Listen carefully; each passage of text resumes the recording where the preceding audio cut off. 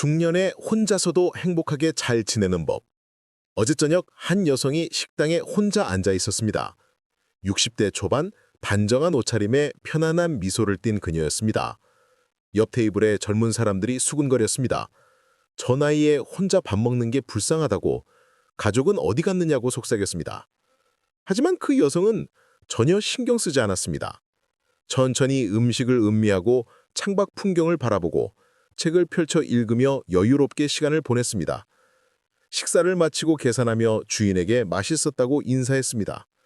밖으로 나가는 그녀의 뒷모습은 당당했습니다. 사실 그녀에게는 가족도 있고 친구도 있고 만나려면 얼마든지 만날 사람이 있었습니다. 하지만 오늘은 혼자만의 시간이 필요했습니다.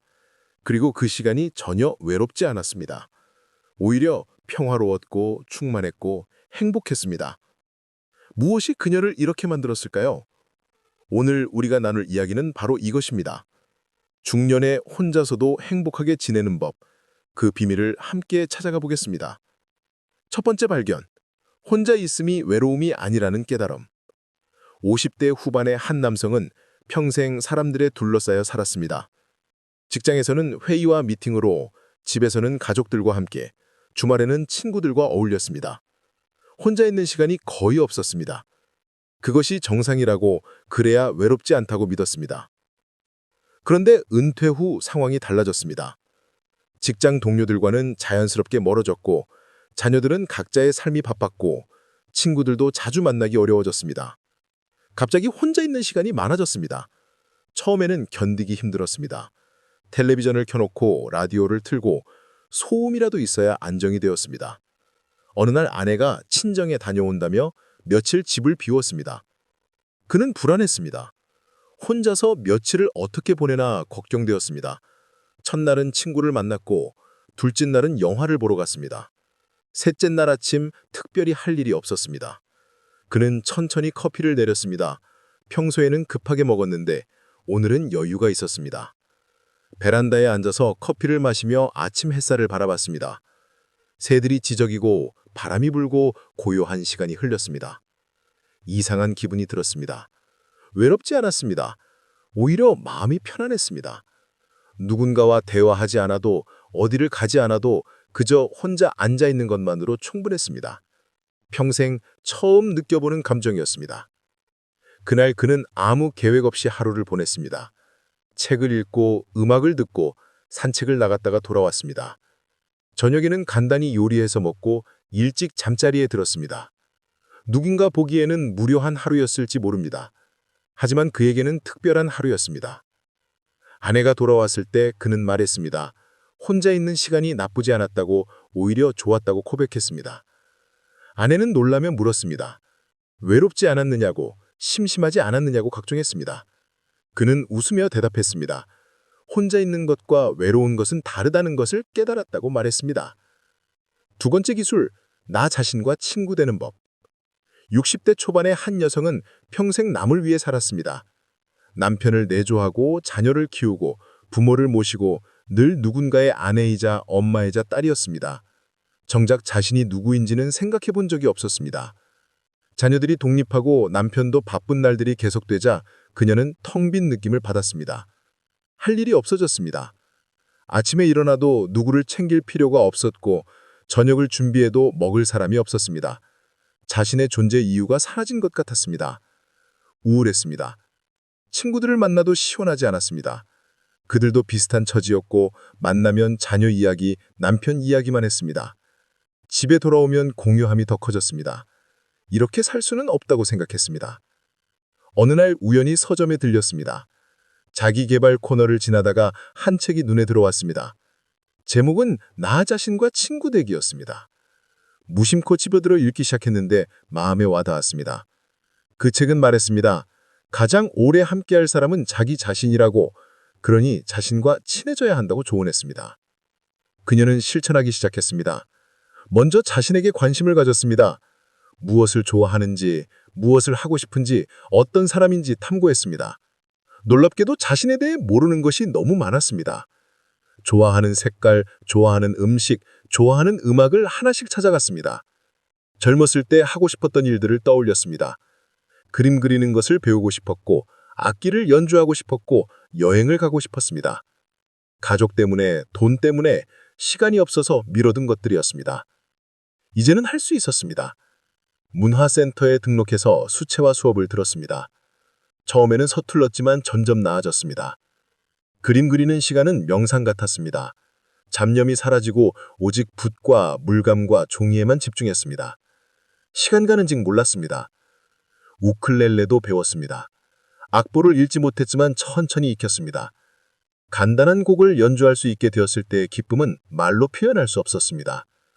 혼자 방에서 연습하고 혼자 연주하고 혼자 박수를 치며 즐거워했습니다. 점차 자신과 대화하는 법을 배웠습니다.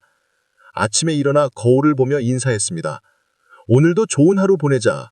수고했다고 사랑한다고 말했습니다. 처음에는 어색했지만 익숙해졌습니다. 자신을 격려하고 위로하고 칭찬하는 것이 이상한 일이 아니었습니다. 일기도 쓰기 시작했습니다. 하루를 돌아보며 느낀 점을 적었습니다. 기쁜 일, 슬픈 일, 화난 일, 감사한 일을 기록했습니다. 자신의 감정을 들여다보니 더 잘 이해하게 되었습니다. 나 자신이 낯선 사람이 아니라 가장 친한 친구가 되어갔습니다. 6개월이 지나자 그녀는 완전히 달라져 있었습니다. 더 이상 공유하지 않았습니다. 혼자 있는 시간이 지루하지 않았습니다. 오히려 그 시간을 기다렸고 즐겼고 소중히 여겼습니다. 자신과 친구가 되니 세상 누구와도 친구가 될 수 있었습니다. 세 번째 지혜, 작은 일상에서 큰 기쁨 찾기. 한 남성은 화려한 것을 추구했습니다. 좋은 식당, 비싼 여행, 특별한 경험을 찾았습니다. 그래야 행복하다고 믿었습니다. 하지만 은퇴 후 경제적 여유가 줄어들면서 그런 것들을 자주 누릴 수 없게 되었습니다. 불행하다고 느꼈습니다. 그러던 어느 날 손주가 찾아왔습니다.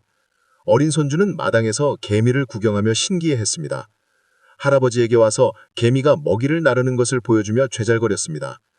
남성은 무심코 함께 쪼그려 앉아 개미를 관찰했습니다. 작은 개미들이 자기 몸보다 큰 먹이를 옮기고 있었습니다.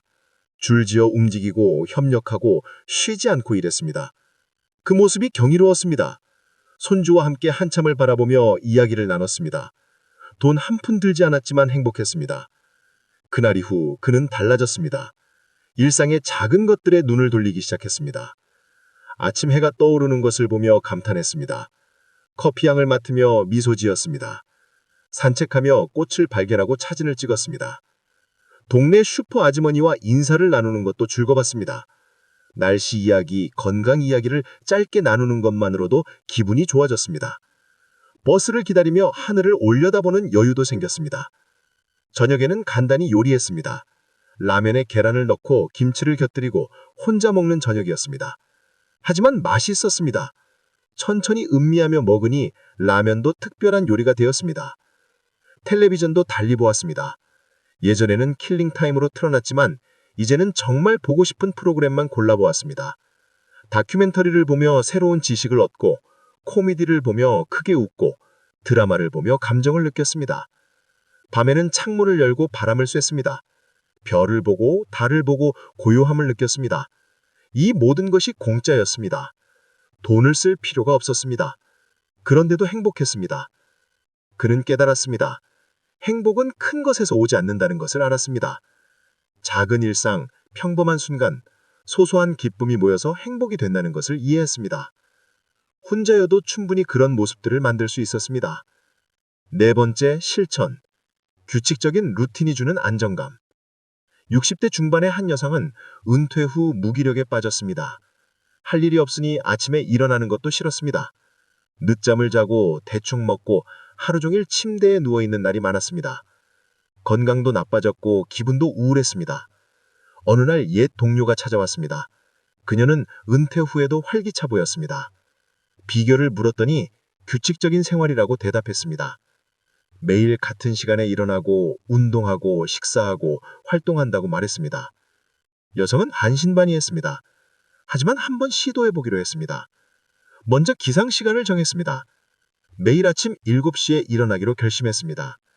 처음에는 힘들었습니다. 알람을 끄고 다시 자고 싶었지만 꼭 참고 일어났습니다. 일어나면 제일 먼저 물을 마셨습니다. 그리고 가볍게 스트레칭을 했습니다. 몸을 깨우는 루틴이었습니다.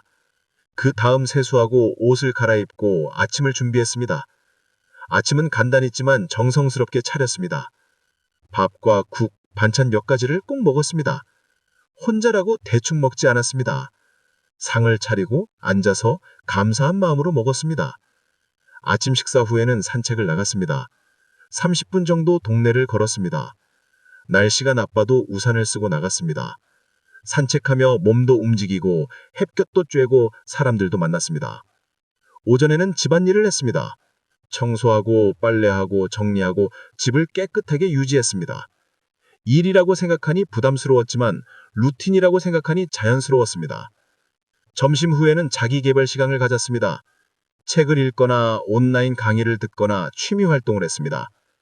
1시간이라도 자신을 위해 투자했습니다. 오후에는 사회 활동을 했습니다. 복지관 프로그램에 참여